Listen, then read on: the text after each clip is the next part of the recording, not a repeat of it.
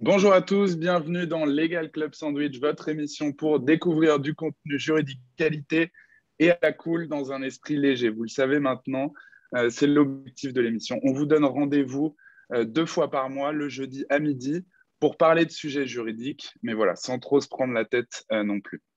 Pour me présenter, moi c'est Thibaut Caoudal, je suis un des cofondateurs de la société Leeway. Donc Leeway, qu'est-ce que c'est? C'est une legal tech, une solution de gestion des contrats qui permet aux entreprises de mieux gérer leurs contrats, avoir plus de visibilité sur les risques juridiques, financiers, par exemple, entre autres. Voilà, assez pour moi. Pour mener à bien cette émission, vous le savez, maintenant, je suis accompagné de 2 chroniqueurs exceptionnels, Audrey Deléris, Pierre Landy. Comment allez-vous aujourd'hui? Bonjour à tous, ça va très bien. Ravi de vous retrouver. Ça va super, il fait un temps magnifique, c'est extraordinaire, donc c'est super. En tout cas, où je suis, il fait un temps magnifique. Je crois que tu as bien de la chance, Pierre. Est-ce que vous voulez dire un mot pour les auditeurs qui ne vous connaissent pas encore? Est-ce que vous voulez vous présenter? Oui, à volontiers. Pour ma part, donc Audrey Deléris, manager chez Fed Legal. Je suis chasseuse de tête depuis 12 ans maintenant et j'accompagne les entreprises de groupes du CAC 40, mais également des startups et tout ce qu'il y a entre les deux pour le recrutement de juristes, de fiscalistes, de directeurs juridiques et fiscaux. Et j'ai eu le plaisir de cofonder avec Pierre Landy, ici présent, le Fleet Network pour French Lawyers in Tech. C'est le réseau des juristes dans la tech et des startups. On est maintenant 315 si les chiffres sont à jour, donc on est pas mal. Si vous n'êtes pas encore de la partie, rejoignez-nous. À toi, Pierre. Absolument. Rejoignez-nous si vous êtes en poste juriste. C'est uniquement pour les juristes d'entreprise. Petite précision importante. Par ailleurs, eh bien moi, donc Pierre Landy, avocat au barreau de Paris. J'ai travaillé chez Disney, chez Yahoo, chez Ledger. Et maintenant, je suis d'abord membre d'une alliance d'avocats pan-européenne avec que des ex de Yahoo. On est présent en Italie, Espagne, France, Allemagne et Grande-Bretagne, UK. Et par ailleurs, pour ma part, depuis quelques années maintenant, je me concentre sur des services d'executive mentoring, c'est-à-dire que j'accompagne des avocats, des directeurs juridiques, des équipes juridiques à développer leur savoir-être, leur leadership, leur place dans l'entreprise. Et voilà, je travaille avec beaucoup de gens de la tech, moi aussi, forcément, compte tenu de mon background. Voilà pour moi. Merci à tous les deux pour les présentations. On va passer du coup à l'invité du jour. Aujourd'hui, on a la chance d'accueillir Stéphanie Fougou qui va nous parler d'un sujet qui déchaîne les passions, hein, on peut le dire, le legal privilege. Et on va l'annoncer dès le début. Stéphanie, elle pense que la France est à la traîne. Stéphanie, comment ça va déjà aujourd'hui avant de passer au sujet? Bonjour Thibaut, bonjour Audrey, bonjour Pierre. Mais ça va très très bien parce que je le trouve en plus super sympa de faire ce genre d'émission qui est sérieuse et qui ne se prend pas au sérieux. Donc c'est vraiment très sympa et merci beaucoup de m'avoir invité. Avec plaisir, on est super content de t'accueillir. Est-ce que toi aussi tu peux te présenter, dire un mot sur toi avant qu'on passe au thème du jour? Oui, bien sûr. Alors, moi, je suis Stéphanie Fougou. Dans ma vie professionnelle, je suis de formation avocate. Ça fait presque 25 ans maintenant que j'exerce en entreprise. J'ai commencé en tant que juriste d'entreprise, puis j'ai été directrice juridique et progressivement, j'ai élargi mes compétences et mes activités à du secrétariat général. J'ai plutôt travaillé dans beaucoup de sociétés cotées et j'ai travaillé dans des secteurs très divers, aussi bien des secteurs de B2C que de B2B, des secteurs industriels et des secteurs d'hospitalité et beaucoup de secteurs de New Tech et de Tech. Je travaille aujourd'hui dans tout ce qui est paiement, les solutions de paiement de la FinTech et j'ai longtemps travaillé dans des grandes entreprises de télécom et d'Internet. Bon, parfait. Merci pour la présentation. Peut-être pour commencer par la première question, je pense que c'est bien de mettre un peu de cadre sur le sujet et puis d'expliquer un petit peu à tout le monde. En fait, de quoi parle-t-on quand on parle de legal privilege? Oui, alors tu as complètement raison de le présenter comme ça. Le legal privilege, c'est entre guillemets, si j'ose dire, une sorte de raccourci ou c'est une des constructions du sujet dont on veut parler qui est utilisée par facilité, je dirais. Donc, pour revenir sur ce dont on parle, en fait, ce dont on est en train de parler, c'est la protection d'un certain nombre d'informations, des écrits, des avis, qu'ils soient écrits ou qu'ils soient oraux, qui sont des avis qui sont édictés, émis par des juristes d'entreprise. Le sujet, il est là. Il est, doit-on, peut-on, comment rend-on confidentiels ces éléments-là?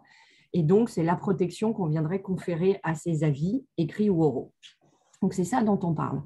Et en fait, il y a deux voies juridiques, alors sans rentrer dans des tonnes de détails techniques parce que je ne suis pas sûre que ce soit l'objet, mais il y a deux voies de construction juridique de ces questions relatives à la confidentialité des avis des juristes/avocats.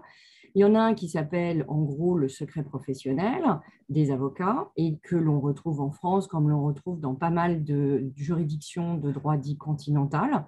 C'est une approche qu'on appelle une approche in personam. Ça veut dire quoi globalement? Ça veut dire qu'on érige au rang d'infraction le non-respect par un confident, et donc le confident, c'est l'avocat, de son obligation de secret. Ça veut dire que lui, l'avocat, est tenu par une obligation de se taire et de ne pas transmettre certaines informations lorsqu'elles lui sont demandées, et notamment ne pas les transmettre dans le cadre de certains types de contentieux, d'autorités de certaines juridictions, d'autorités administratives et autres. Et il ne peut pas se délier de cette obligation et son client lui-même ne peut pas le délier de cette obligation. Donc, évidemment, j'ai eu la question d'ailleurs dans l'affichage que vous avez fait pour la promotion de cette émission. J'ai eu une petite question sur, j'allais dire, les limites de cela. Bien évidemment, un avocat qui participerait à une infraction, qui essaierait d'aider au montage de ce type d'infraction et autres, évidemment, serait délié de ce secret pour le coup. Et évidemment, serait poursuivi comme l'auteur, le co-auteur ou le complice d'une infraction et du coup pourrait se voir à la fois sanctionné dans le cadre de cette infraction, comme tout un chacun, et pourrait se voir sanctionné aussi par son ordre, par son barreau, pour être suspendu ou voire même être radié du barreau. Ça, c'est la première voie, qui est celle qu'on entend souvent, la notion du secret professionnel des avocats. Et puis, il y a une deuxième voie, qui est celle qui s'appelle le legal privilege, qui en fait est une voie qui est connue dans les pays de common law, les pays anglo-saxons. Et en fait, ça consiste en quoi? C'est en fait une notion qui vise à labelliser des documents qui sont émis par ou adressés par un avocat, par un lawyer, puisque dans ces pays-là, l'avocat, le juriste, tout ça, c'est la même chose, pour interdire son accès, puisque le principe dans ces pays-là, c'est que lorsque l'on rentre, on va dire, dans un système de contentieux, pour faire simple, vous allez du coup devoir tout livrer, sauf certaines choses. Donc, on va vous demander de livrer toutes les informations dont vous disposez, sauf certains éléments qui vont être tamponnés comme étant des informations sous legal privilege. Et dans ce cas-là, c'est le client qui, lui, peut éventuellement décider de tout de même livrer ces informations s'il estime qu'elles sont bonnes, j'allais dire, dans le cadre de sa défense. Donc, ce sont deux approches différentes. Et encore une fois, je ne rentrerai pas dans tous les détails de tout ça, mais ce sont deux approches différentes pour des constructions juridiques, comme on a aussi des systèmes différents juridiques, j'allais dire, entre le continental et l'anglo-saxon. On est dans un système accusatoire, inquisitoire, notamment pénal et autres. Mais à la fin des fins, ce que l'on cherche à discuter, c'est qu'on prenne une voie, qu'on en prenne d'autres en fonction de notre philosophie, notre culture juridique, de nos pays, qu'on prenne l'un ou l'autre. Ce dont on parle, c'est la confidentialité des avis des personnes qui sont nommées juristes. C'est ça dont on parle. Et pourquoi on en parle autant alors? Pourquoi c'est un enjeu, à ton avis, ce sujet? Pourquoi on en parle autant? Alors, on en parle autant parce que, pourquoi on en parle, j'allais dire autant, en France? Parce qu'il y a plein de pays dans lesquels on n'en parle pas tant que ça, puisque c'est devenu une chose inhérente. On n'en parle plus, carrément. On n'en parle plus, exactement. Donc, on en parle en France. Alors, pourquoi on en parle en France? Parce qu'il n'existe pas pour le juriste d'entreprise. Concrètement, moi ayant été avocate, du moment où je suis rentrée en entreprise, on est donc omis du barreau. Et à ce moment-là, ce dont je je pouvais faire valoir et qui était une obligation qui m'était imposée sur le secret professionnel, n'existe plus en entreprise. Donc, les avis que je peux échanger, soit avec un tiers juriste, soit en interne vis-à-vis d'un client interne, ne sont absolument pas protégés par ce secret, ce qui veut donc dire que toute autorité externe, que ce soit l'autorité de la concurrence, que ce soit l'AMF, que ce soit dans le cadre d'un contentieux avec un ex-partenaire ou autre, peut être mis dans le cadre de ces recherches, on va dire. Donc, pourquoi on en parle autant? Parce que, la réalité, c'est que tout le fondement du droit, tel qu'il a été créé dans tous nos pays, il a été créé à partir de la notion de confiance. Et cette notion d'une confidence, la confidence nécessaire dont a besoin un conseiller pour pouvoir conseiller de manière paisible. L'idée, c'est que si on a constitué ça depuis des années, et là je ne parle pas de la France, je parle en effet de tous les pays qui ont embarqué cette idée, c'était de dire qu'il y avait une sorte de caractère existentiel à la manière d'utiliser, de rédiger et de faire valoir l'utilité du droit, c'est que justement il existe cette notion de confiance et cette notion de confident. Donc ça, c'est la première chose. Et aujourd'hui, elle manque lorsque l'on parle de l'entreprise et du juriste d'entreprise. La deuxième chose sur pourquoi on en parle tant, c'est qu'en effet, depuis des années, on fait valoir que la France, à la différence de plein d'autres pays, environ 17 pays, si je ne m'abuse aujourd'hui, en Europe, disposent d'une manière ou d'une autre de cette protection des avis des juristes d'entreprise, ce qui n'est pas le cas toujours en France, et de la même manière dans les pays anglo-saxons. Donc, on en parle aussi parce que ça fait des années qu'on en parle, ça fait des années que des tonnes de rapports ont été écrits sur la question pour faire des propositions, pour indiquer qu'il y avait une difficulté, pour indiquer qu'il fallait absolument, j'allais dire, remédier à cette situation et qu'elle n'a toujours pas été remédiée. Et puis aussi parce que la situation, au-delà de la manière d'exercer le droit, qui est un vrai sujet pour la manière de pouvoir conseiller, comme je l'indiquais, c'est qu'aussi les sociétés sont devenues de plus en plus internationales et ont des sujets de plus en plus internationaux, et se sont vues du coup exposées à des situations très inégales, et donc des façons de pouvoir protéger un certain nombre d'informations très inégales selon les pays, et du coup j'allais dire un défavoritisme qui s'est créé à l'égard des entreprises françaises et des situations françaises. Et justement, Stéphanie, comme tu le disais, ça fait plusieurs années qu'on en parle. Pourquoi c'est aujourd'hui urgent, là en 2021, d'avancer sur ce sujet justement? Alors, je vais dire la réalité, c'est que c'est urgent depuis très longtemps. Mais malheureusement, malheureusement, les choses sont très lentes et on sait que dans notre pays, en tout cas, parfois, les réformes peuvent être très lentes. Ça fait des années. L'Association française des juristes d'entreprise, que j'ai eu l'honneur et le plaisir de présider pendant 4 ans, s'est quasiment fondée sur ce sujet juste avant les années 1970, lorsqu'on était en train de redébattre de la notion de la profession juridique en France, avait déjà ce point sur la table. On avait déjà réussi à avancer un peu en faisant falloir qu'un juriste d'entreprise était quelqu'un qui avait du coup la possibilité de traiter des sujets juridiques en entreprise et non pas simplement un avocat qui avait une sorte de monopole, on va dire, pour faire simple, sur le droit, et donc d'évoquer que c'était possible. On n'avait jamais réussi à aller au-delà de ça. Alors, les choses ont beaucoup changé avec le temps. D'abord, ce que l'on indiquait un peu en criant au loup pendant des années, s'est avéré réel parce qu'il y a eu des contentieux dans lesquels les entreprises françaises ont perdu beaucoup d'informations sont parties à l'étranger. Il y a eu des lois extraterritoriales qui sont devenues de plus en plus prégnantes, donc où les gens ont pris conscience de cette inégalité. Et puis, parce qu'il y a de plus en plus de juristes d'entreprise, il y en a un peu plus de 16 000 aujourd'hui en France, et que c'est c'est une réalité du quotidien, et il y a quasiment 30% de ces juristes d'entreprise qui viennent de cabinets d'avocats et qui sont parfois surpris de se dire qu'ils ne sont pas dans la même situation lorsqu'ils travaillent pourtant sur les mêmes sujets en entreprise. Les choses ont quand même beaucoup évolué, je dirais, parce qu'au début, il y avait des craintes excessivement fortes, qui sont des craintes diverses. Il y avait des craintes liées au fait de métiers qui qui craignaient l'évolution, entre guillemets, de leur propre métier versus d'autres métiers. Il y avait des contestations sur le fond, sur le fait de savoir s'il y aurait des déontologies qui seraient appliquées à des juristes d'entreprise, chose qui a été le cas puisque l'Association française des juristes d'entreprise a construit elle-même volontairement son cadre déontologique puisqu'il n'en existait pas, puisque la loi ne le reconnaissait pas. Elle a fait des propositions. Donc, les choses ont beaucoup avancé. Et aujourd'hui, ce sont les gouvernements eux-mêmes, en dernier lieu, et c'était le ministre de la Justice lui-même, qui fait des propositions et qui revient avec ça. Mais reste beaucoup de, j'allais dire, de contestations, de craintes et d'argumentations diverses en France sur ce sujet. Et tu sais que ce n'est pas du tout théorique ce dont on parle. Moi, j'ai été moi-même pendant 15 ans directeur juridique Europe et Moyen-Orient chez Yahoo. Donc, très fier d'être un Français à un poste aussi stratégique et que ce ne soit pas pour une fois un de nos amis anglo-saxons qui ait eu le poste. Cependant, je me suis trouvé sur un dossier en particulier dans une situation ubuesque où c'était tellement sensible qu'il ne pouvait pas être envisageable une seule seconde que je sois au courant de tout, parce que si j'allais être auditionné par la police, j'étais hors de question que je mente. Donc, eh bien, pour que je ne mente pas, il ne faut pas que je sache, alors que ça concernait ma région. Donc, qu'est-ce que j'ai fait?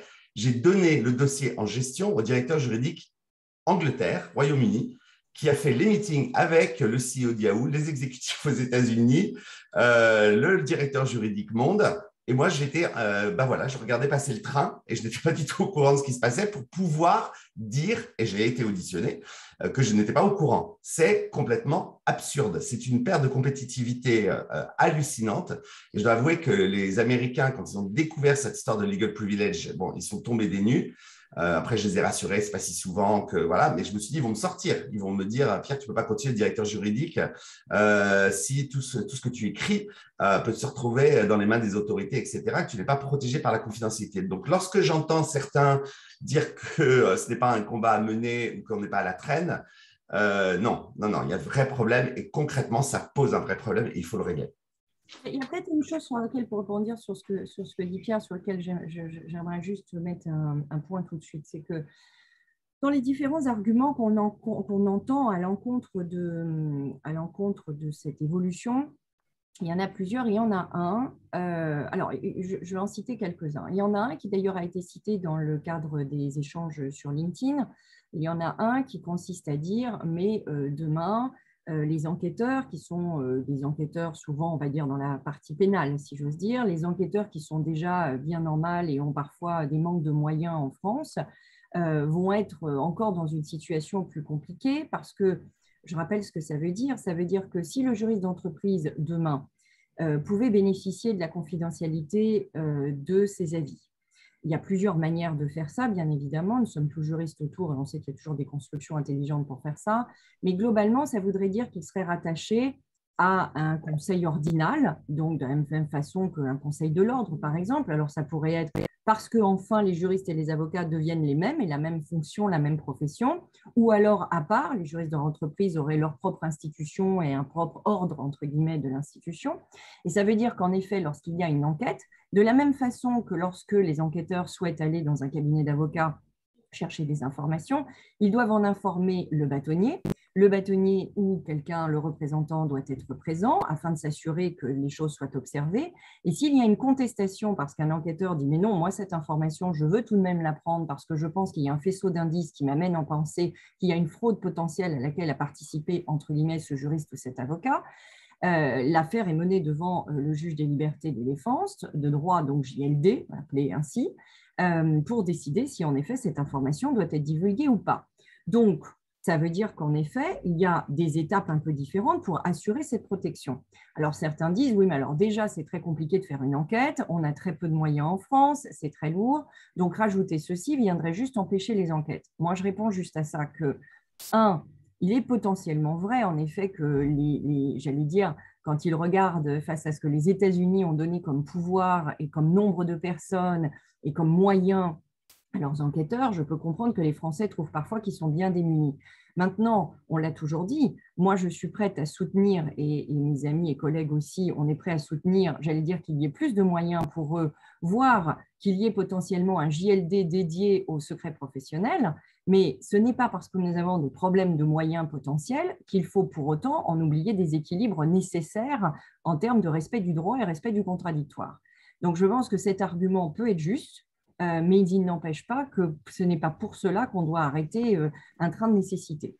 La deuxième chose que j'entends parfois, c'est « Ah oui, mais un juriste d'entreprise, en gros, ça fait du business, c'est là pour faire du fric, c'est là pour participer à des boîtes, c'est très libéral, c'est du grand capitalisme, ça n'a une notion, aucune déontologie. » Or, la notion du secret professionnel est un élément de base de la déontologie d'un avocat. Et on le reconnaît bien volontiers. Et moi, je suis absolument à la défense et au soutien. D'ailleurs, quand j'entends en ce moment les débats qui ont lieu à l'Assemblée nationale, je suis totalement au soutien de la profession d'avocat qui défend son secret professionnel et on le comprend. Et d'ailleurs, c'est bien pour cela qu'on le défend aussi. Donc, quand j'entends ça aussi, j'ai envie de dire d'abord, il y a beaucoup de préjugés sur l'entreprise. L'entreprise n'est pas le lieu de tous les margoulins. On ne crée pas une entreprise en disant que l'objet social est évidemment de faire de la fraude. La deuxième chose, c'est que fort heureusement, notre bataille depuis maintenant presque 40 ans d'avoir des juristes d'entreprise qui soient très présents dans les entreprises et qui soient à haut niveau dans les entreprises, à l'inverse de ce que certains laissent entendre, c'est que justement, ça leur donne une véritable indépendance, ça leur donne une véritable autonomie, parce que s'ils sont appelés par certains dirigeants, c'est justement pour être là, pour pouvoir challenger leurs avis, pour pouvoir leur donner une autre vision.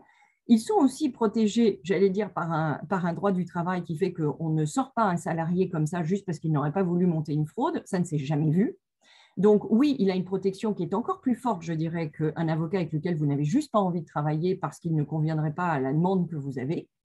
Et donc, sa particularité, le fait qu'il participe justement à cette stratégie et qu'il soit capable de l'orienter en donnant justement un vrai avis sur la question et en pouvant conseiller ces dirigeants et en pouvant les éclairer sur des choses qui, entre nous, sont de plus en plus complexes, est encore plus positif. Et on a en effet, dans toutes les propositions qui ont été faites, sur lesquelles je ne viendrai pas, mais je serais ravie de pouvoir discuter en parallèle avec quiconque le souhaite, dans toutes les propositions qui ont été faites, il est évidemment dans l'intérêt des juristes d'entreprise d'être attachés à un barreau, un conseil de l'ordre ou autre, de pouvoir renforcer cette déontologie qui existe, de pouvoir les soumettre à cette déontologie, et dans ce cadre-là, ils auraient leur contrat de travail, mais ils auraient aussi, dans le cadre du secret et de l'application de leur déontologie, à s'en soumettre à ces ordres ordinaux. Donc là-dessus, je pense qu'il n'y a pas vraiment, j'allais dire, de véritable débat. Et puis, je dirais tout simplement que ça s'est démontré dans tous les autres pays. Les États-Unis sont les premiers à écrire en noir sur blanc, notamment même le DOJ, quelle est l'importance primordiale du fait que les juristes d'entreprise soient au plus haut niveau de l'entreprise pour pouvoir justement l'orienter. Et enfin, je dirais ce que j'ai dit un peu au début et exprimé, c'est qu'il ne faut pas croire que la question, ça soit d'essayer de cacher quelque chose. On n'est pas là pour essayer de cacher quelque chose, ni avec l'idée non plus que c'est le coffre-fort dans lequel tous les gens qui voudraient faire des horreurs viendraient les déverser. La première chose, c'est que c'est tout à fait l'inverse. La plupart du temps, quand on veut faire des horreurs, on ne vient pas vous les dire. Parce qu'en tant que juriste d'entreprise, vous avez une certaine intégrité, vous avez une manière de travailler qui fait qu'on ne va pas aller vous dire ce genre de choses. C'est plutôt le juriste qui va aller chercher cette information, d'où la nécessité de la confiance. La deuxième chose, c'est que quand vous êtes véritablement dans le cas de l'expression de ce qui a pu se passer en entreprise, et on le voit par exemple dans toutes les obligations qui sont données aujourd'hui en termes de compliance, et c'est très bien, il y en a énormément. L'objectif, c'est que l'on puisse conseiller, on puisse aller chercher potentiellement les difficultés qu'ont rencontrées une entreprise, voir les méfaits qu'aurait commis une entreprise pour pouvoir y remédier. C'est ça le but du jeu. Le but du jeu, ce n'est pas de faire, je dirais, de l'autodélation ou soi-même de s'auto-incriminer sur des choses. Pour parler très, très concret, quand aujourd'hui vous écrivez un avis et que vous écrivez un avis à votre client interne, votre dirigeant, n'importe qui, il est très rare, malheureusement, en droit, que ce soit du black or white. La plupart du temps, vous allez lui expliquer que son avis est pas mal, son idée est pas mal, mais que vous essayez de lui expliquer en quoi il y a des limites à ça, ce qu'il faudrait faire ou pas faire, ce que vous recommandez potentiellement, ce que les juges pourraient en penser, et parfois la jurisprudence est mouvante. Donc, vous allez pouvoir faire ça. Ce que l'on ne souhaite pas, c'est que cet avis-là, qui est là pour vous éclairer, pour vous conseiller, que cet avis soit pris pour auto-incriminer une société sur la manière dont elle aurait décidé de faire. Qu'après un dirigeant ou un de vos clients internes décide de s'asseoir dessus et décide concrètement d'aller à l'encontre et de commettre une véritable fraude ou une infraction, là, c'est un autre débat. Et évidemment que là, les enquêteurs, les tribunaux et autres devront venir le rechercher. Mais le simple fait que vous vous ayez orienté en disant que potentiellement il y aurait des risques à faire ceci ou cela, ce n'est pas une décision définitive, ce n'est pas une décision devant un juge, c'est juste un éclairage de situation. Et c'est cet éclairage dont ont besoin tous les managers pour pouvoir prendre une décision de manière ouverte, simple et en confiance. Et du coup, Stéphanie, tu nous as parlé donc des US, on a parlé de la France aussi, bien évidemment. Tu nous as aussi dit qu'il y avait 17 pays en Europe qui reconnaissaient et qui reconnaissent plus ou moins du coup le legal privilege, avec peut-être un intitulé un petit peu différent. Tu peux nous faire un petit focus peut-être sur ce qui se passe en Europe, justement, peut-être les dernières évolutions par rapport à ce qui se passe? Alors, il y en a 17 qui le reconnaissent pour sûr. Dans ceux qui aujourd'hui ne reconnaissent pas complètement ou qui sont en fait surtout pas pris encore de décision dessus, ce sont souvent des pays un peu nouveaux, j'allais dire, dans les régimes. Ce sont des pays parfois d'Europe de l'Est. Et ce sont des pays qui sont en train de construire tout leur régime juridique sur pas mal de choses. Et donc, nous avons des discussions avec eux et ils s'y intéressent évidemment énormément. Sur les grands pays que l'on connaît, que ce soit de l'Angleterre, de l'Allemagne, de l'Espagne, de l'Europe du Nord et autres, ce sont des systèmes qui existent. Les toutes dernières évolutions, elles ont eu lieu justement, notamment en Espagne. En fait, l'Espagne est déjà un pays dans lequel l'avocat et le juriste d'entreprise sont le même métier, si j'ose dire. Ils sont vus comme des lawyers, donc ils font partie de la même désignation.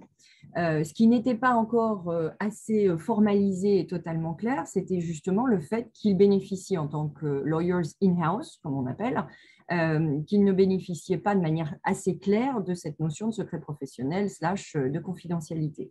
Et donc, ça a été indiqué dans le cadre d'une loi qui a été rendue effective au 1er juillet 2021, dans lequel il a été précisé de manière très claire que ce soit en interne ou que ce soit en libéral dans un cabinet d'avocats, qu'un avocat, de facto, bénéficiait en effet de ce secret professionnel et bénéficiait et en était obligé sur ce secret professionnel et cette confidentialité et a donc exprimé les choses de manière plus claire. Il y a eu une deuxième, j'allais dire un deuxième fait d'armes, entre guillemets, qui lui a eu lieu à Rotterdam. Il y avait un contentieux qui était un contentieux en cours sur, j'allais dire, des affaires de compliance, pour faire simple.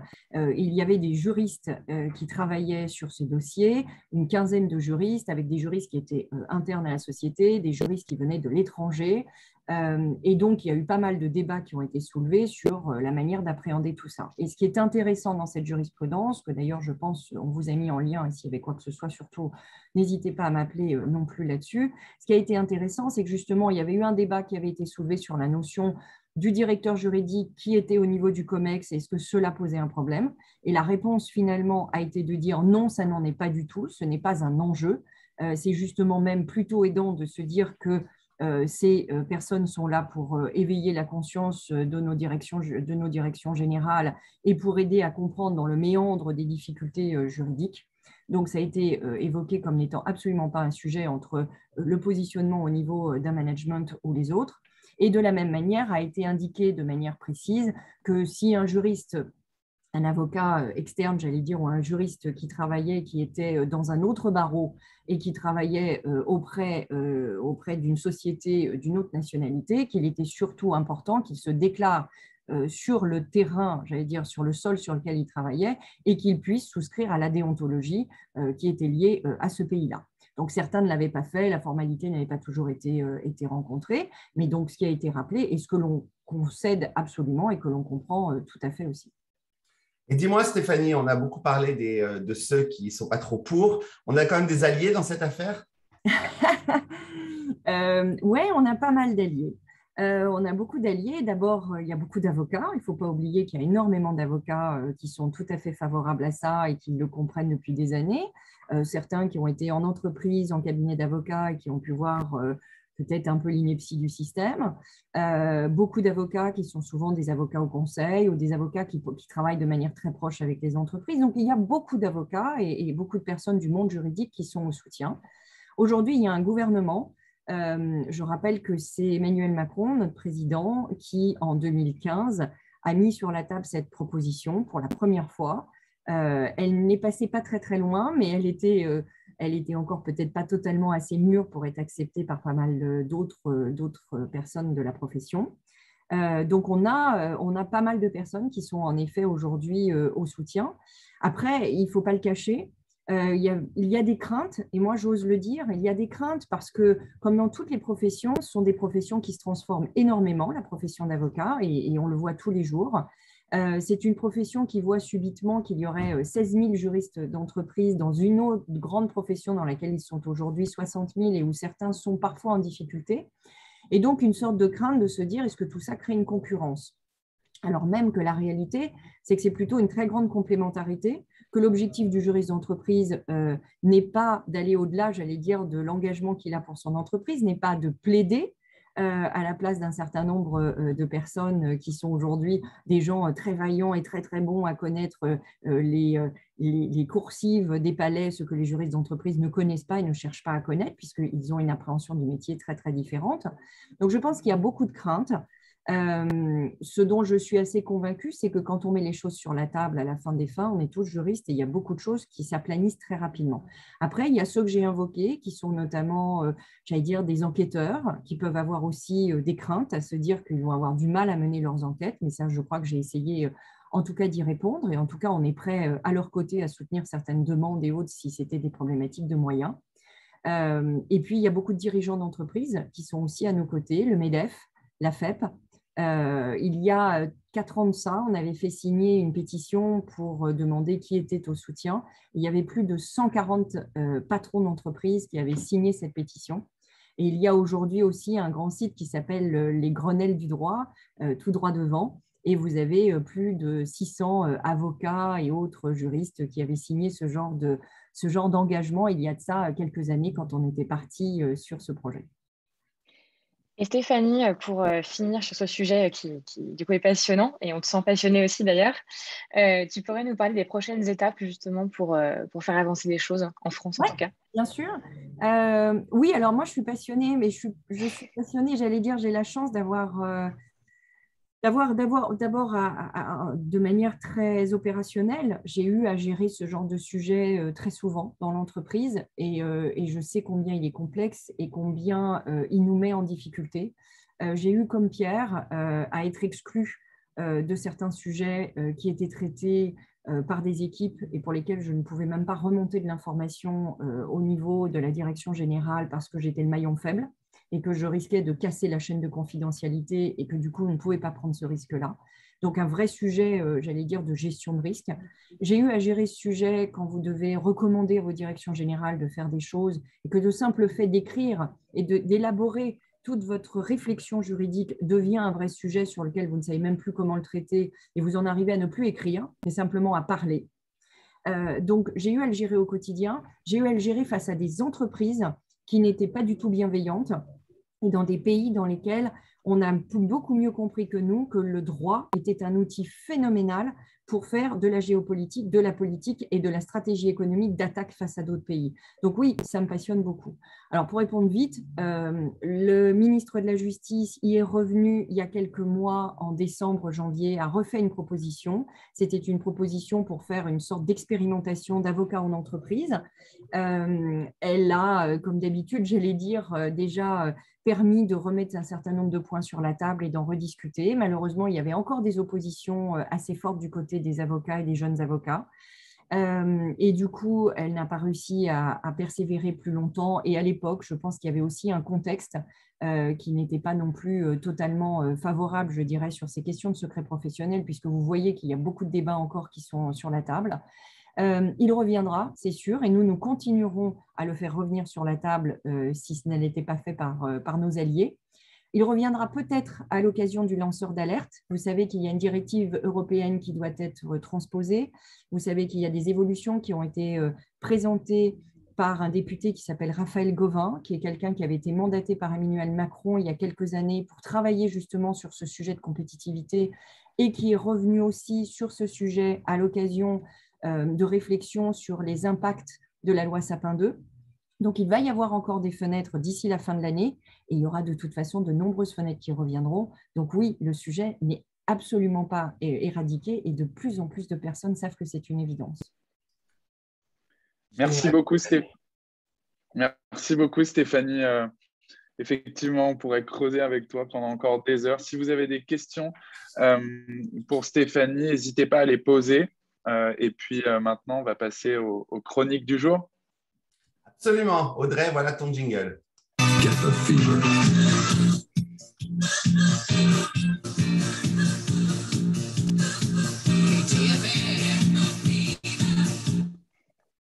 Merci Pierre. Alors aujourd'hui, ma chronique s'adresse aux jeunes juristes. Vous qui êtes étudiants sur les bancs de la fac de droit, vous qui rédigez vos commentaires d'arrêt, vous qui relisez vos fiches Bristol stabilité de toutes les couleurs, vous qui vous demandez « dois-je continuer après mon Master 2 ?» et ou passer le CRFPA. Alors stop, prenons le temps d'en discuter ensemble justement et permettez-moi de vous donner mon avis de chasseuse de tête. Voilà, d'un côté, il y a l'avocature. Pour beaucoup, c'est une véritable vocation, le prestige de la robe, la plaidoirie, le conseil aux clients, mais aussi le développement d'une véritable expertise en droit commercial, dans les sociétés, droit public des affaires. Et c'est vers vous qu'on se tourne pour avoir une réponse très précise, un accompagnement pointu sur un sujet. Évidemment, il faut aussi avoir un vrai sens du commercial, vouloir développer une clientèle, la fidéliser, la conseiller, sans quoi, évidemment, pas de dossier. Maintenant, côté juriste d'entreprise, on peut aussi être expert d'un sujet, bien entendu, ou au contraire être beaucoup plus généraliste. Être en interne peut parfois vous permettre d'intervenir sur des sujets très variés, de travailler en mode projet avec les équipes opérationnelles, le marketing, les commerciaux, les services informatiques. Et ce sont donc eux, vos clients internes. C'est aussi la possibilité pour vous de voir les dossiers de A à Z, d'en suivre l'aboutissement, de participer aux décisions que prend une entreprise, car être juriste, c'est aussi décider. Et ce n'est pas Stéphanie et Pierre qui vont dire le contraire, je pense. Enfin, être juriste signifie aussi la possibilité de participer à l'évolution d'une société quand vous arrivez au tout début et de participer à la croissance de cette société. Et là, évidemment, petit clin d'œil aux startups. En réalité, il n'y a pas de bonne ou mauvaise voie, il y a seulement celle qui vous correspond. Vers quelle manière d'exercer le droit, en fait, votre cœur balance-t-il? C'est ça qu'il faut vous poser comme question. Ce qui est rassurant aussi, c'est que ce choix n'est pas irrévocable. Un changement est toujours possible. La preuve, encore une fois, en est avec Pierre et Stéphanie ici présents. Un passage du cabinet vers l'entreprise, c'est vraiment très fréquent. Moi, je le vois depuis de nombreuses années. Beaucoup deviennent juristes après 3 ou 5 ans d'expérience en cabinet, d'autres un peu plus tard, souvent avant 10 ans d'expérience. Petit point de vigilance, plus vous attendez, plus vous devenez cher et un peu moins malléable pour l'entreprise. Donc, faites juste attention à ça. Maintenant, passage de l'entreprise vers le cabinet, le passage est un petit peu plus rare et plus facile avec un peu moins de 5 ans d'expérience. Et après 8 ans d'expérience, vous avez possibilité de passer l'équivalence. Mais attention, plus vous attendez et plus ça va être un petit peu compliqué si vous changez un petit peu d'avis, entre guillemets, puisque vous allez devenir être assez cher en fait, pour des cabinets, surtout que vous n'aurez pas de clientèle. Donc, dans ce cas-là, vous pouvez toujours aussi envisager de monter votre propre structure ou d'être un ultra expert du sujet avec au moins 15-20 ans d'expérience. Et là, le monde des cabinets vous accueillera avec des bras un peu plus ouverts, vous et votre réseau. Mais avant d'envisager une éventuelle passerelle, vous qui êtes en Master 1 ou Master 2 et vous qui vous demandez si vous devez passer le CRFPA, vous devez vous poser ces questions-là. Est-ce que vous avez vraiment envie? Donc, si c'est un grand oui, allez-y, foncez, ne réfléchissez pas. Si vous avez des doutes, je vous encourage à multiplier les stages pour tester. En plus, ça vous permettra d'acquérir de l'expérience et d'encore mieux vous vendre, surtout en début de carrière. Là, je me souviens d'une candidate qui avait un profil absolument parfait sur le papier. Un master dans une université prestigieuse, le CAPA, une école de commerce, le LM. Elle avait vraiment fait tout ce qu'il fallait. Elle cochait toutes les cases. Et pourtant, sur un process de recrutement, c'est l'autre candidat qui a été choisi, celui qui avait un petit peu moins de diplôme, mais cette superbe année d'expérience en tant que stagiaire. Et ça fait un petit peu la différence. Donc, ce que je suis en train de dire, c'est pas qu'évidemment, les diplômes ne servent à rien, au contraire, mais l'expérience compte. Et ça, il faut avoir ça en tête. Ensuite, soyez curieux. Quand on est jeune juriste, il faut vraiment poser des questions. J'ai été, par exemple, contactée en tout début de semaine par une étudiante en master, justement, qui m'a dit: est-ce que vous pourriez mettre en relation avec un juriste dans la tech, en start-up, parce que je ne comprends pas exactement ce qu'il fait au quotidien et j'aimerais en savoir plus. Ben, je l'ai mise en relation avec quelqu'un derrière du Fleet Network, donc, qui a répondu. Merci à elle, d'ailleurs. Ensuite, si vous acceptez un stage de césure ou un CDD après vos diplômes ou avant la fin de votre dernière année, ne pensez pas je vais perdre un an, mais plutôt je vais gagner 1 an d'expérience. Et ça, c'est absolument génial. Donc, capitalisez sur vos stages et vos expériences, peu importe ce qu'elles sont, en stage, en CDD ou peu importe. Mon conseil, ne passez pas le CRFPA pour faire bien sur votre CV ou pour faire plaisir à vos parents, mais parce que vous en avez envie. Il est vrai que quelques années en cabinet sont d'une excellente formation, ça c'est évident.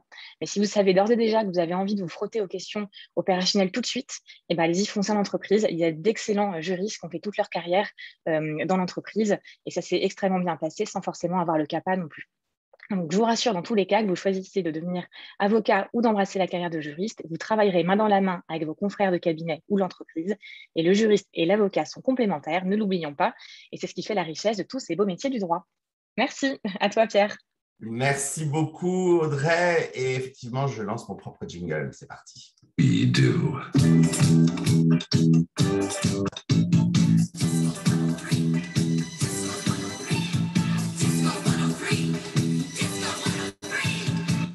Stéphanie me regarde et oui, je n'ai pas changé. On se connaît depuis bientôt 25 ans avec Stéphanie. Et non, j'ai pris du disco évidemment pour ma chronique. Ben moi, je vais vous parler de comment, lorsque vous êtes juriste ou directeur juridique, vous devez vous y prendre lorsque vous devez faire des présentations à votre COMEX, à votre CEO, aux dirigeants. Donc, on ne le fait pas si souvent, donc on manque un petit peu d'expérience et ça peut être très intimidant. Puis ces cadres supérieurs ont souvent peu de temps à perdre. Les questions juridiques ne font généralement pas partie de leur sujet favori. Vous pouvez sentir leur impatience dès que vous ouvrez la bouche dans le meeting. Alors, comment s'y prendre? Écoutez, même si ce n'est pas facile, il y a quand même des trucs et astuces, tant sur la forme que sur le fond. Alors, comment s'y prendre? Alors, la forme, déjà, préparation. La préparation en amont. Connaissez votre sujet sur le bout des doigts. Vérifiez tout votre matériel en amont de la présentation. On cherche les câbles et tout, ce n'est pas tellement idéal. Essayez d'arriver en avance pour voir comment fonctionne la matériel, la connexion. Essayez de commencer par un titre impactant qui va les captiver leur attention. Des images. On oublie les bullet points à l'infini, les phrases sans fin. On est visuel. On limite le texte au maximum au minimum, pardon. Et si c'est un texte, plutôt des bullet points. On n'écrit pas les phrases pour chaque slide, juste des petites notes et on parle, on regarde son audience, on interagit avec elle. Voilà, on est sur scène et donc on est devant un public très exigeant. Pendant la présentation, toujours au niveau de la forme, eh bien, on regarde justement tous les membres de l'audience dans les yeux, on essaie de captiver leur attention, on respire. On ne tourne pas le dos au public pour regarder sa présentation et se souvenir de ce qu'on a mis. On regarde éventuellement son ordinateur ou un retour. On utilise un maximum d'analogies, d'histoires, d'exemples. On répète les points essentiels de la présentation au besoin, puisque vous le savez, des recherches ont démontré que sur une présentation de 10 minutes, l'audience se rappelle environ de 50% de ce qui a été discuté, le lendemain 25% et au bout d'une semaine 10%. Donc, autant répéter. Alors, ça, c'est sur la forme. Maintenant, sur le fond, il y a plusieurs conseils à vous donner. D'abord, connaissez votre objectif. D'accord ? Si vous devez faire une présentation devant la C-suite ou devant le conseil d'administration, ne commencez pas par votre présentation sans avoir très clairement un objectif en tête. Je dis toujours aux personnes que j'accompagne, que je mentor, « Why are we here today ?» On est là pourquoi aujourd'hui? On commence par ça. Si vous ne le savez pas, vous cherchez avant d'entrer dans la salle. Il vaut mieux rien de pire pour des cadres supérieurs ou un board d'assister à une présentation sinueuse, sans objectif clair, on ne sait pas où on va, c'est insupportable. Si vous présentez avec divers niveaux d'hierarchie, pensez à valider ce que vous allez dire avec votre supérieur direct. Si par exemple vous présentez au conseil d'administration, pensez à valider auprès de votre CEO, etc. Pas de surprise, pendant la présentation, ça vaut mieux. Restez simple, concis, c'est mon deuxième conseil. Votre présentation doit être aussi courte que possible. Si vous avez 15 minutes pour présenter 40 diapositives, il y a un petit problème, d'accord ? Donc, allez rapidement à l'essentiel. Et une façon de garder les choses claires, c'est de commencer dès le début par la conclusion. C'est-à-dire où est-ce qu'on va arriver dès le début. Par exemple, aujourd'hui, je vais vous demander d'autoriser une approbation d'un montant maximal de 150 000 $ pour régler le litige avec la société Tartampion. Et je vais vous présenter rapidement l'analyse, puis on répondra à vos questions. Voilà. Moi, je suis là parce qu'aujourd'hui, j'ai besoin de 150 000 $ pour résoudre ce truc. Donc, si vous avez envoyé les documents à l'avance, vous pouvez y faire référence. Je sais que vous avez lu les documents à l'avance. Je vais donc aborder juste quelques points clés. Voilà, supposez qu'ils ont lu les documents à l'avance, à moins qu'ils vous disent le contraire lorsque vous démarrez la présentation. Troisième conseil, pratiquez. À moins que vous ne soyez l'orateur le plus extraordinaire de la planète, assurez-vous de bien comprendre les questions juridiques dans leur intégralité. Trébucher pendant la présentation, chercher ses notes ou dire « je ne sais pas » à peu près 15 fois pendant la présentation, ça ne va pas vous aider dans une présentation face au COMEX. Donc, entraînez-vous, entraînez-vous, entraînez-vous. C'est particulièrement utile de demander à un collègue, par exemple, devant qui vous allez répéter la présentation, de vous poser des questions pièges, de vous dire « ça, je ne comprends pas ce que tu veux dire ». Et vous serez du coup, si vous êtes un orateur nerveux, beaucoup plus à l'aise dans cet exercice si vous êtes entraîné à répéter la présentation. Cet entraînement supplémentaire vaut vraiment la peine et si nécessaire, et si vous sentez que vous n'êtes pas un orateur hors pair, pensez à demander lors des évaluations annuelles une formation de prise de parole en public. Et là, à ce sujet, Audrey va nous mettre un lien. Nous avons déjà reçu quelqu'un qui s'appelle Lindia Le Sauvage, qui est exceptionnelle en termes de prise de parole en public. Et on l'a eu dans l'Eagle Club Sandwich et elle donne plein de petits conseils sur des présentations en Zoom que je vous conseille d'écouter. Donc, attention à la problématique de la confidentialité de vos avis, puisqu'on en a parlé aujourd'hui. Donc, limitez la distribution du deck aux seuls membres de l'équipe de direction et du conseil d'administration qui doivent avoir une copie de la presse. Si vous ne voulez pas omettre si vous voulez faire vraiment attention, eh bien, faites attention justement à ce que vous mettez dans le deck que vous distribuez et à qui vous le distribuez. Je rebondis sur ce qu'a dit Stéphanie. Pensez à la façon avec laquelle quelqu'un d'extérieur lirait cette présentation stratégique s'il venait à tomber dessus. Finissez toujours par un plan d'action. Lorsque vous terminez une présentation au COMEX, attendez ce qu'il vous demande. Quelle est la prochaine étape? Ça va toujours tomber, cette question. Donc, la fin de votre présentation doit systématiquement comporter ce que j'appelle un call to action, un appel à l'action. De quoi avez-vous besoin de la part de l'équipe de direction? S'agit-il de l'autorisation de prendre certaines mesures dans le cadre d'un litige, d'un budget pour la mise en œuvre d'une nouvelle technologie, une legal tech, comme nos amis de Leeway, des conditions dans une transaction? Quel que soit le cas, soyez sûr d'annoncer ce dont vous avez besoin en termes clairs et concis. Un autre petit conseil, j'en ai beaucoup aujourd'hui, désolé, attendez-vous à être interrompu. Vous devez attendre, vous adoriez qu'on attende les questions à la fin, mais vous allez être interrompu. Donc, si vous avez 15 minutes, faites une présentation de 10 minutes et laissez 5 minutes parce qu'on va vous poser des questions, on va vous interrompre, on va vous challenger sur ce que vous êtes en train de dire. Les questions vont probablement être difficiles, donc encore une fois, essayez de réfléchir à l'avance. Et si vraiment vous ne connaissez pas la réponse, alors là, par contre, je ne sais pas, mais je vais vous me renseigner et je reviens vers vous d'ici XY, et vous le faites bien évidemment très rapidement. Mais vous pouvez quand même vous préparer aux questions de plusieurs façons. Donc, vous pouvez examiner chaque point que vous présentez, essayer de trouver les questions qu'on va vous poser. Vous pouvez demander à un autre membre du COMEX qui les connaît bien sur quel type de choses les membres du COMEX réagissent d'habitude. Vous pouvez demander à un collègue de vous poser les questions qu'il poserait. Voilà. Bon. C'est idéal si votre présentation ne va pas susciter de questions, vous restez in control, et Dieu sait pour ceux qui me connaissent que j'aime rester dans le contrôle, mais bon voilà, donc n'incluez pas des informations qui ne sont pas si nécessaires à la décision qu'on doit prendre, si surtout elles appellent à des questions qui vont vous compliquer la vie, pensez un petit peu à ça. Allez, encore quelques derniers conseils. Restez humble. Attention à ne pas agir, on se connaît, les juristes et les directeurs juridiques et les avocats, à agir comme si vous étiez la personne la plus intelligente de la pièce. Donc, votre rôle dans la présentation est de fournir des informations, des faits, de conseiller l'analyse juridique en fonction de ce que vous pensez. Mais si l'équipe de direction décide d'aller dans une autre direction, ne soyez pas trop agressif, n'insistez pas absolument pour votre solution comme étant la seule voie à suivre. Ne soyez pas consterné, que ça se voit sur votre visage, si l'équipe de direction simplement ne va pas du tout, où vous dites, ou vous levez les yeux au ciel, en façon d'indiquer, mais mon Dieu, ce sont tous des imbéciles, ils n'ont rien compris. Voilà, donc acceptez la décision et on move on, on passe à autre chose. Essayez d'éliminer également le maximum le jargon juridique dans de telles présentations, parce que vous réalisez que parfois, c'est une langue étrangère, ce qu'on parle pour des gens qui ne sont pas juristes. Et si vous obtenez un oui de la part du COMEX, ne continuez pas à présenter, ne continuez pas à parler, il pourrait changer d'avis, vous partez de la pièce. Voilà.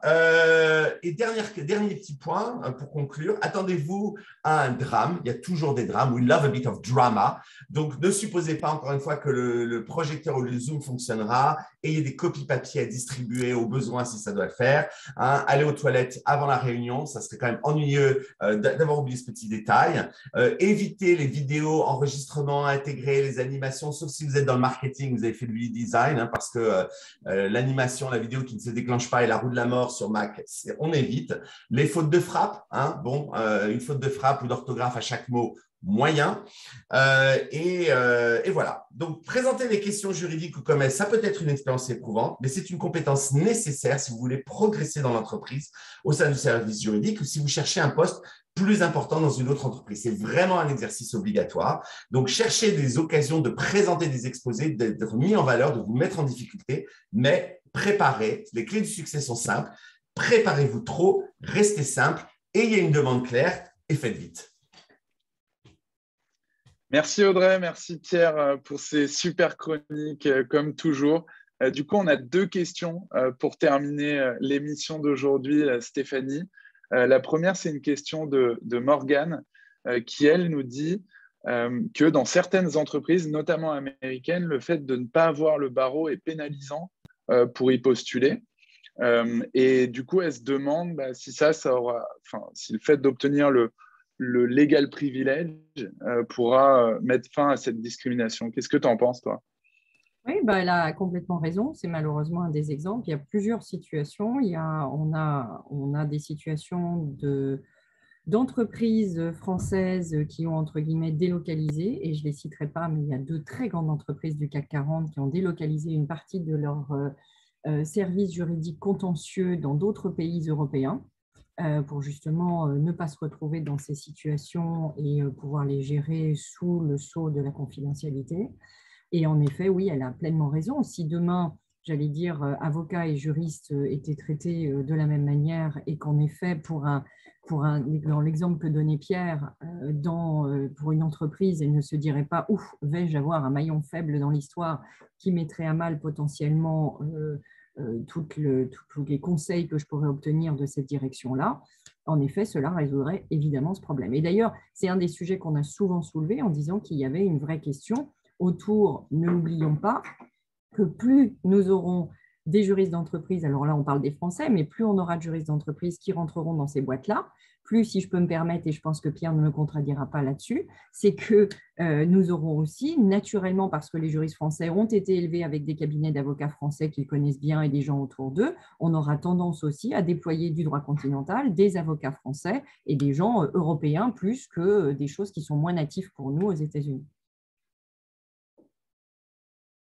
Dernière question du coup de Benoît qui nous dit, lui, que si les juristes d'entreprise ne sont pas reconnus au même niveau que les avocats, ne faut-il pas mieux agir au niveau du ministère de l'enseignement supérieur plutôt que de se heurter depuis des années au lobbying des avocats? Qu'est-ce que tu en penses, toi, Stéphanie? Je pense que… Alors, nous répondons tout de même de l'environnement du secteur qui est celui de la justice.